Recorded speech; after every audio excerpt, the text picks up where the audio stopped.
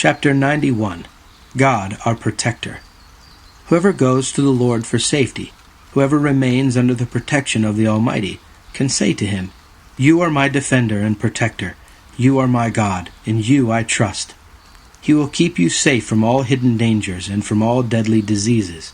He will cover you with his wings. You will be safe in his care. His faithfulness will protect and defend you. You need not fear any dangers at night or sudden attacks during the day, or the plagues that strike in the dark, or the evils that kill in daylight. 1,000 may fall dead beside you, 10,000 all around you, but you will not be harmed. You will look and see how the wicked are punished. You have made the Lord your defender, the Most High your protector, and so no disaster will strike you. No violence will come near your home.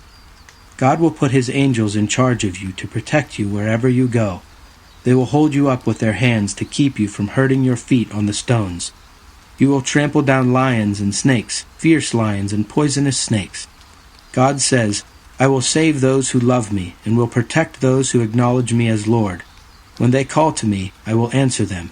When they are in trouble, I will be with them. I will rescue them and honor them. I will reward them with long life. I will save them."